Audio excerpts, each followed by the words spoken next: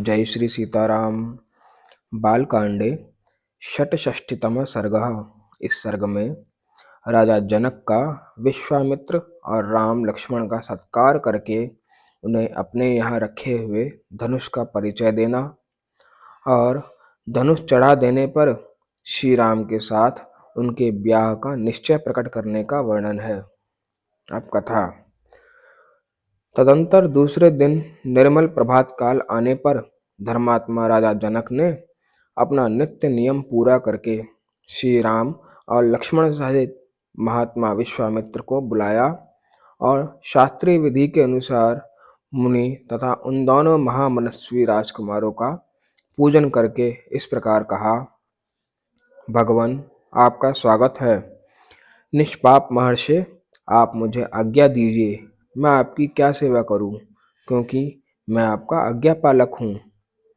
महात्मा जनक के ऐसा कहने पर बोलने में कुशल धर्मात्मा मुनिश्रेष्ठ विश्वामित्र ने उनसे यह बात कही।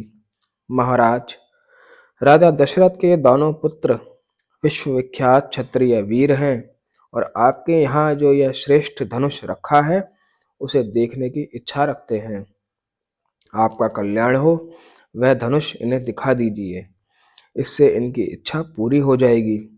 फिर ये दोनों राजकुमार उस धनुष के दर्शन मात्र से संतुष्ट होकर इच्छा अनुसार अपनी राजधानी को लौट जाएंगे। मुनि के ऐसा कहने पर राजा जनक महामुनि विश्वामित्र से बोले, मुनिवर, इस धनुष का वृतांत सुनिए। जिस उद्देश्य से यह धनुष यहाँ रखा गया वह सब बताता हूँ। भगवान, निमि के ज्येष्ठ पुत्र राजा देवरात के नाम से विख्यात थे। उन्हीं महात्मा के हाथ में यह धनुष धरोहर के रूप में दिया गया था।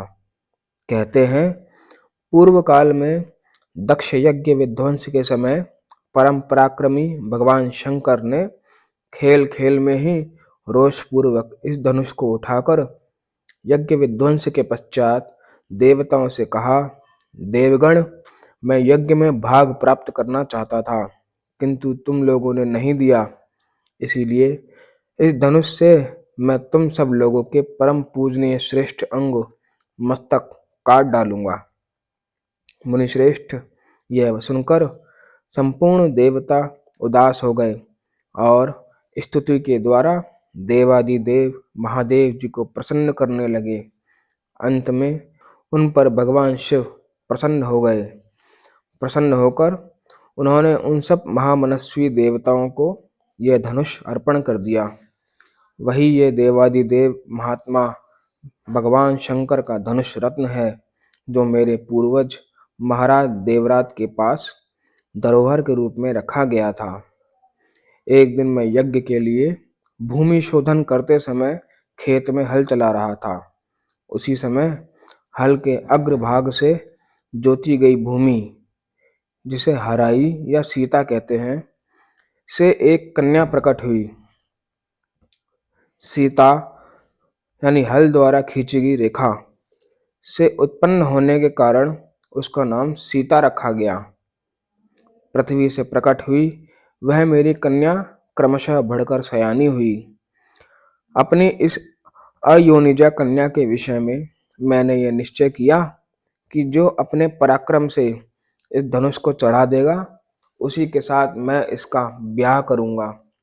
इस तरह इसे वीर शुल्का यानी पराक्रम रूप शुल्क वाली बनाकर मैंने अपने घर में रख छोड़ा है। मुनिश्रेष्ठ, भूतल से प्रकट होकर दिनों दिन बढ़ने वाली मेरी पुत्री सीता को कई राजाओं ने यहाँ आकर मांगा, परंतु भगवान, कन्या का वरण करने वाले उन सभी राजाओं को मैंने यह बता दिया कि मेरी कन्या वीर्य शुल्का है, यानी उचित पराक्रम प्रकट करने पर ही कोई पुरुष उसके साथ विवाह करने का अधिकारी हो सकता है। यही कारण है कि मैंने आज तक किसी को अपनी कन्या नहीं दी। मुनि पुंगव, तब सभी राजा मिलकर मिथिला में आए और पूछने लगे कि राजकुमारी सीता को प्राप्त करने के लिए कौन सा पराक्रम निश्चित किया गया है। मैंने पराक्रम की जिज्ञासा करने वाले उन राजाओं के सामने यह शिवजी का धनुष रख दिया, परंतु वे लोग इसे उठाने या हिलाने में भी समर्थ न हो सके। महामुने, उन पराक्रमी नरेशों की शक्ति बहुत थोड़ी जानकर मैंने उन्हें कन्या देने से इनकार कर दिया। तपोधन, इसके बाद जो घटना घटी उसे भी आप सुन लीजिए। मुनि प्रवर, मेरे इनकार करने पर ये सब राजा अत्यंत कुपित हो उठे और अपने पराक्रम के विषय में संशयात्पन्न होकर मिथिला को चारों ओर से घेर कर खड़े हो गए। मेरे द्वारा अपना तिरस्कार हुआ मानकर उन श्रेष्ठ नरेशों ने अत्यंत रुष्ट होकर मिथिलापुरी को सब ओर से पीड़ा देना प्रारंभ कर दिया। मुनिश्रेष्ठ, पूरे 1 वर्ष तक वे घेरा डाले रहे। इस बीच में युद्ध के सारे साधन क्षीण हो गए। इससे मुझे बड़ा दुख हुआ। तब मैंने तपस्या के द्वारा समस्त देवताओं को प्रसन्न करने की चेष्टा की। देवता बहुत प्रसन्न हुए और उन्होंने मुझे चतुरंगणी सेना प्रदान करी। फिर तो हमारे सैनिकों की मार खाकर वे सभी पापाचारी राजा जो बलहीन थे अथवा जिनके बलवान होने में संदेह था, मंत्रियों सहित भागकर विभिन्न दिशाओं में चले गए। मुनिश्रेष्ठ, यही वह परम प्रकाशमान धनुष है। उत्तम व्रत का पालन करने वाले महर्षि, मैं उसे श्री राम और लक्ष्मण को भी दिखाऊंगा। मुने, यदि श्री राम इस धनुष की प्रत्यंचा चढ़ा दें तो मैं अपनी अयोनिजा कन्या सीता को इन दशरथ कुमार के हाथ में दे दूं।